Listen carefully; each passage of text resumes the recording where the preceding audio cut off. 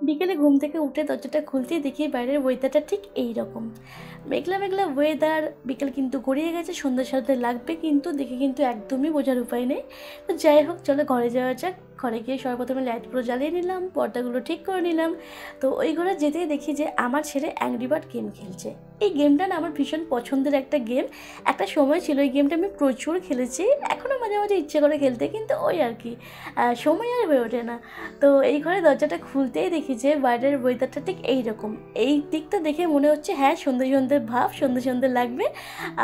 যেহেতু এদিকটা ঘর বাড়িটা একটু বেশি, ওদিকে একটু খোলা, তার জন্য আর কি সুন্দর বেশ ওয়েদারটা, মেঘলা মেঘলা ওয়েদার। আকাশে কিন্তু মেঘও করেছে, মেবি বৃষ্টিও হতে পারে। তো চলো ঘরে যাওয়া যাক, সন্ধ্যেটা দিয়ে নিই, কেননা এর থেকে বেশি লেট করলে আবার সন্ধ্যে ঘোর হয়ে যাবে।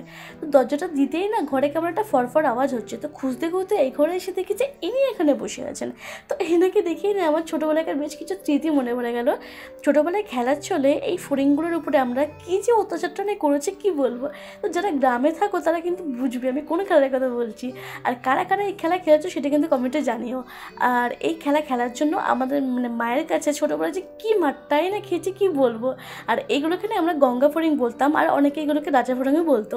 তো এনাকে দেখতে দেখতে হট করে আমার নিচে নজর গেল, দেখি যে ইনি এখানে বসে আছেন।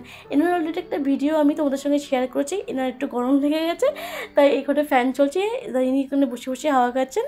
তো ইনি বসে বসে হাওয়া খান, আমার একটু কাজ আছে, সন্ধ্যেটা দিয়ে আমাকে একটু বেরোতে লাগবে, একটু বড় ঠাকুরের মন্দিরে যাব।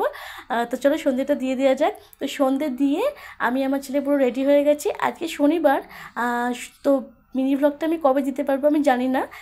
তো আমি পুরো ছেলে পুরো রেডি হয়ে গেছি। এই যে আমরা চলেও এসেছি। আসার সময় আমার ছেলের জন্য একটা চিপস আর দুটো লিটল হার্ট নিয়ে এসেছি। তারপর দেখি ইনি আবার এখানে বসে আছেন। তো আমার ছেলে চিপসটা খাচ্ছিলো, চিপসটা খেতে কিন্তু খুব টেস্টি ছিল। আমার ছেলে আবার হাতে দেখাচ্ছে যে চিপসটা কেমন ছিল।